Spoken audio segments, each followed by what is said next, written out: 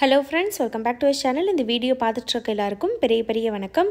இந்த வீடியோல நம்ம என்ன பார்க்க போறோம் அப்படினா நாளைக்கு சந்திர கிரகணம் வந்து நடக்க போகுது மார்ச் 14ஆம் தேதி.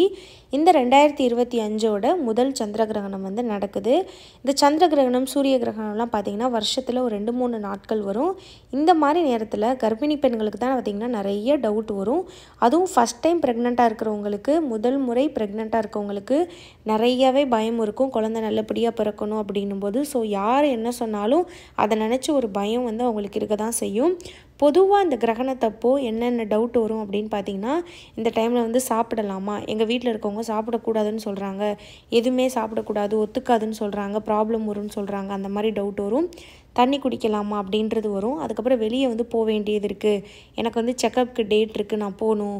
அதுக்கப்புறம் தூங்கலாமா, அதுக்கப்புறம் கிரகணம் முடிஞ்சதுக்கப்புறம் வீடெல்லாம் க்ளீன் பண்ணணுமா, ஹேர் வாஷ் பண்ணணுமா, இந்த மாதிரி கேள்விகள் தான் பார்த்திங்கன்னா அதிகமாக வரும். அது எல்லாத்த பற்றி இந்த வீடியோவில் டக்குன்னு நம்ம வந்து பார்க்க போகிறோம். கிரகணம் வந்து எத்தனை மணிக்கு ஆரம்பித்து எத்தனை மணிக்கு முடியுது அப்படின்னு பார்த்தீங்கன்னா, மார்ச் 14 நாளைக்கு காலையில் இந்த சந்திர கிரகணம் வந்து ஆரம்பிக்குது. இது வந்து பகலில் தான் இந்த சந்திர கிரகணம் வந்து நடக்குது. நமக்கு வந்து நிறைய பேர் கமெண்ட் பண்ணுவாங்க, அதாவது சந்திரன் எப்போ காலையில் ஒரு நமக்கு எப்படி பகலில் வந்து தெரியும், அந்த மாதிரி நிலா வந்து அங்கே தான் இருக்கும், சந்திர கிரகணம் எல்லாம் அங்கே தான் இருக்கும், சூரியன் வெளிச்சத்தில் தான் நமக்கு தெரியாது. ஸோ கிரகணம் வந்து நாளைக்கு நடக்க தான் செய்யும், ஆனால் அது பகல்லன்றனால அது நமக்கு வந்து தெரியாது. என்ன டைமில் நடக்குது அப்படின்னு பார்த்தீங்கன்னா, காலையில் 9:29க்கு ஆரம்பிக்குது, கிட்டத்தட்ட 9:30க்கு 9:29க்கு ஆரம்பித்து அதே நாள் மத்தியானம் 3:29க்கு முடியுது. 9:29லேருந்து 3:29 9:30 to 3:30 அந்த மாதிரி ஞாபகம் வச்சுக்கோங்க. 6 மணி நேரம் இந்த சந்திர கிரகணம் வந்து பார்த்திங்கன்னா நடக்குது. இது பகலில் நடக்கிறனால நம்மளால் இதை பார்க்கவோ உணரவோ முடியாது.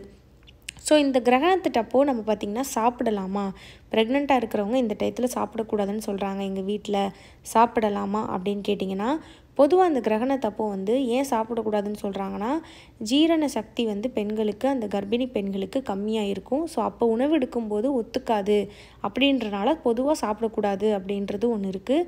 பட் பட்னி கிடக்கணும் அப்படின்றது கிடையாது. நீங்கள் நல்லா தண்ணி குடிக்கலாம். உங்களுக்கு வந்து வயிறுக்கு பசிக்கு தாங்குற மாதிரி நீங்கள் வந்து பழங்கள், ஈஸியாக செரிமானம் ஆகக்கூடிய காய்கறி, வெஜிடபிள்ஸு, அதுக்கப்புறம் பார்த்திங்கன்னா சைவ உணவு எல்லாமே நீங்கள் வந்து எடுக்கலாம். ஈஸியாக டைஜஸ்ட் ஆகக்கூடிய உணவுகள் எடுக்கும்போது உங்களுக்கு எந்த ஒரு பிரச்சனையுமே செய்யவே செய்யாது. அதே மாதிரி இந்த டைஜஷன் ப்ராப்ளமே கண்டிப்பாக எல்லாருக்கும் வரும் அப்படின்னு கிடையாது. சிலருக்கு பார்த்திங்கன்னா இந்த மாதிரி வாமிட்டிங், அந்த டைமில் சாப்பிட்டது ஒத்துக்காமல் போகிறது, இந்த மாதிரிலாம் நடக்கிறது அங்கங்கே நானுமே கமெண்ட்டில் நிறைய பேர் சொல்லி கேட்டிருக்கேன். ஸோ அதனால் அந்த டைமில் கொஞ்சம் கேர்ஃபுல்லாக இருக்கிறது தப்பு கிடையாதுல்ல. ஸோ நான்வெஜ் அந்த டயத்தில் நீங்கள் அவாய்ட் பண்ணிக்கோங்க. சைவங்கள், பழங்கள், காய்கறிகள் சாப்பிடுங்க. அதுக்கப்புறம் இந்த டைமில் தூங்கலாமானா கண்டிப்பாக தூங்கலாம். தூங்குறதுக்கும் இந்த டயத்துக்கு எந்த சம்மந்தமும் இல்லை. நீங்கள் 6 மணி நேரமும் கூட ஃபுல்லாக தூங்கிக்கலாம். 9:30 to 3:30 வரைக்கும் கூட தூங்கலாம். எந்த ஒரு பிரச்சனையுமே கிடையாது. அதே மாதிரி அந்த நேரத்தில் சமைக்கக்கூடாதா, முன்னாடியே சமைச்சு வச்சிடணுமா, அந்த உணவை தான் சாப்பிடணுமா, அந்த டைமில் கிரகணத்தப்போ சாப்பிட்ற உணவு வந்து சாப்பிடக்கூடாது அப்படின்னு சிலருக்கு டவுட் வரும். அப்படிலாம் கிடையாது. நீங்கள் வீட்டில் சமைக்கிற உணவு எந்த ஒரு பாதிப்பும் கிடையாது. நீங்கள் அந்த கிரகண நேரத்தில் கூட நீங்கள் சமைச்சு சாப்பிட்டுக்கலாம் 100%. அதனால் எந்த ஒரு பிரச்சனையும் கிடையாது. நான் சொன்ன மாதிரி நான்வெஜ்ஜை மட்டும் சாப்பிட்றத அவாய்ட் பண்ணிக்கோங்க. அதுக்கப்புறம் தண்ணி குடிக்கலாமா, தாராளமாக குடிங்க. 6 மணி நேரம் கிட்டத்தட்ட ப்ரெக்னெண்ட்டாக இருக்கவங்க தண்ணி குடிக்காமல் இருந்தால் தான் தப்பு. நீங்கள் குடிக்கிறதுனால தப்பே கிடையாது. தண்ணி எப்பயும் போல் நிறைய குடிங்க. ப்ரெக்னெண்ட்டாக இருக்கவங்க எப்பயுமே தண்ணி வந்து ஓரளவு குடிச்சிட்டே இருக்கணும். அப்போ தான் அந்த பனிக்குடத்தில் இருக்கக்கூடிய நீர் வந்து பார்த்திங்கன்னா நல்லா கரெக்டான அளவு வந்து மெயின்டைன் ஆகும். தண்ணி வந்து நல்லா குடிங்க. அதுக்கப்புறம் வெளியே போகலாமா அப்படின்றதும் நிறைய பேருக்கு டவுட் வரும்.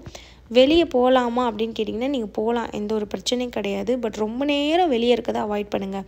இப்போது நீங்கள் ஒரு விஷயம் போயிட்டு முடிச்சுட்டு வீட்டுக்கு வந்துடுங்க. அந்த மாதிரி போக ட்ரை பண்ணுங்கள். ரொம்ப நேரம் ஒரு அவுட்டிங்கோ, ரொம்ப நேரம் வெளியே சுற்றுறது, ப்ரெக்னெண்ட்டாக இருக்கவங்க மோஸ்ட்லி அப்படி பண்ண மாட்டீங்க. ஒருவேளை உங்களுக்கு நாளைக்கு ஏதாவது ரொம்ப நேரம் எங்கேயாவது போகிற மாதிரி இருக்குன்னா அந்த மாதிரி விஷயங்கள் அவாய்ட் பண்ணிக்கோங்க. மற்றபடி ஒரு சின்ன ஈவெண்ட்டுக்கு, ஃபங்க்ஷனுக்கு நம்ம வந்து ஹாஸ்பிட்டல் செக்கப் போகிறதுலாம் எந்த ஒரு தப்பும் கிடையாது, ப்ராப்ளம் கிடையாது. அதுக்கப்புறம் இந்த கிரகணம் முடிச்சதுக்கப்புறம் பூஜை ரூம் க்ளீன் பண்ணணுமா, வீடு துடைக்கணுமா, குளிக்கணுமா அப்படின்றது நிறைய பேருக்கு டவுட் வரும்.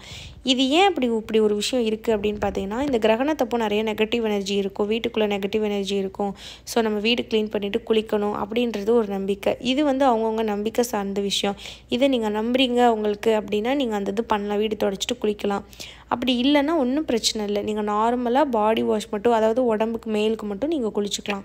இப்போ நீங்கள் வந்து சூரிய கிரகணம்னா கூட வெயிலோட தாக்கம் அதிகமாக இருக்கும். நீங்கள் வெளியே போயிட்டு வந்தால் உடம்பு கூல் பண்ணுறதுக்கு குளிக்கணும் அப்படின்னு சொல்லலாம். பட் இது சந்திர கிரகணம் தான், இதோட தாக்கம் பெருசாக இருக்காது. நீங்கள் வீட்டுக்குள்ளே தான் இருக்க போகிறீங்க. ஸோ கிரகணம் முடிஞ்சதுக்கப்புறம் நீங்கள் குளிக்கணும் அப்படின்றது அவசியம் கிடையாது. ஒருவேளை உங்களுக்கு குளிச்சா ரெஃப்ரெஷ்ஷாக இருக்கும் அப்படின்னா நீங்கள் குளிக்கலாம். மற்றபடி இந்த பூஜை ரூம் க்ளீன் பண்ணுறது, வீடு துடைக்கிறதெல்லாம் அதெல்லாம் நம்ம விருப்பம் தான். கண்டிப்பாக அது பண்ணணும் அப்படின்றதும் அவசியம் கிடையாது. இதுக்காக தான் இந்த வீடியோ. வேறு ஏதாவது டவுட் இருக்குன்னா கமெண்ட்டில் கேளுங்க. என்னோட பேர் ஸ்ரீஜா. இந்த வீடியோ பார்த்த எல்லாருக்கும் ரொம்ப நன்றி.